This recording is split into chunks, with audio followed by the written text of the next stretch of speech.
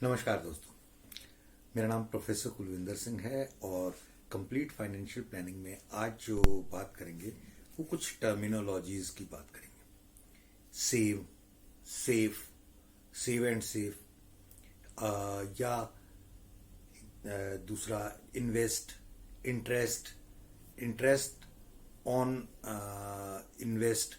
ये कुछ ऐसी बातें हैं जो जब आप किसी रास्ते पे चलते हैं तो रास्ते में आने वाली ये चीजें हैं। तो कंप्लीट फाइनेंशियल प्लानिंग के रास्ते में अगर चल पड़े तो ये सब चीजें रास्ते में आएंगी। अभी क्या होता है कि तो चलो ठीक है, कर रहे हैं, हो रहा है, तो वो एक जस्ट वाला बात हो जाती है।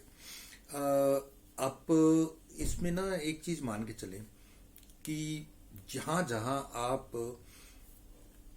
दिशाहीन सेविंग करते हैं वो बाद में फायदा दे कि नहीं, नुकसान पक्का दे सकती है, ऐसा मानना है।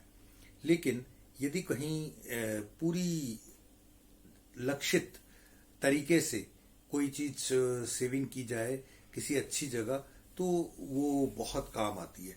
जैसे एक ये बात यहाँ पर शायद बहुत अच्छे से जाएगी। परमात्मा का नाम सिमरन करते वक्त भी कहा जाता है कि परमात्मा को भी बुद्धि से ही तय करना चाहिए कि किस परमात्मा की क्या सेवा करके कहाँ हमने पहुंचना है। अक्ल का प्रयोग किया जाए और उससे ही आपको मान सम्मान मिलता है और एक समय आता है जिस समय आप अपने आप को उस परमात्मा के द्वारा मोक्ष की प्राप्ति का साधन बना पाते हैं।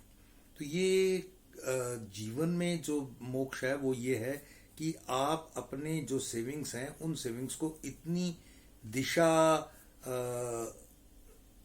सहित करें कि वो आपको उस दिशा में पहुंचा सके जो आपने उससे लक्ष्य साधना है।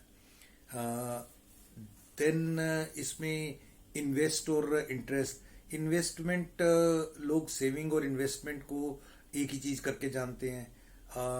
इंश्योरेंस को इन्वेस्टमेंट और इन्वेस्टमेंट को जैसे term insurance plus mutual fund, ऐसे बहुत सारे कॉन्सेप्ट्स हैं जिन कॉन्सेप्ट्स का वो अलग अलग टीवी माध्यम या दूसरे माध्यम अपने फायदों के लिए बहुत ही अलग तरीके से प्रयोग कर रहे हैं। तो सॉरी, इन सब चीजों के बारे में एक ही बात कहूंगा कि इनकी गहराई में जाना बेहद जरूरी है। इनके बारे में जानना और उनके बारे में अच्छे से समझ के ही आगे बढ़ना ज्यादा जरूरी है। कोई भी आके कुछ भी कह दे तो आप उसको मान लें, ऐसा जरूरी नहीं है और होता यही है। और आज एक C15 में प्लान आपको बताने वाला हूं जो कि बच्चों की शादी, बच्चों के करियर या बच्चों की सारी सुविधाओं को एक बहुत छोटे से अमाउंट में पूरा करता है। अगर छोटा बच्चा है और उसके लिए आप कुछ करना चाहते हैं तो अगर बच्चे को 18 साल की उम्र में 2 लाख रुपए मिले ताकि वो अपनी कॉलेजेस की स्टडीज को टेक केयर कर पाए, और 20 साल की उम्र में 2 लाख मिले ताकि वो अपनी ग्रेजुएशन एंड अबव की स्टडीज को टेक केयर कर सके, फिर 22 की एज में 2.5 लाख मिले ताकि वो मास्टर्स या बाकी करियर वाइज एजेस जो चीजें हैं, 25 की एज में 4.5 लाख मिले ताकि वो अपना करियर सेटअप कर सके, या अगर वहां पे नहीं जरूरत तो मैरिजेस या अदर पर्पसेस के लिए वो काम आ पाए। और इस पूरे पीरियड के दौरान 30 लाख का फैमिली फंड, परिवार सुरक्षा रहे, और ये सब कुछ केवल और केवल 70 रुपए प्रति रोज में मिले।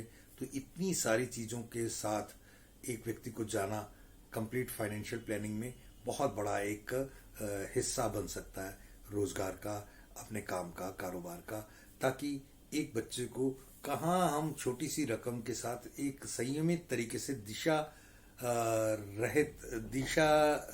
सहित चलते हुए एक दिशाहीन चलने से बचा सकते। Thank you. जय हिंद।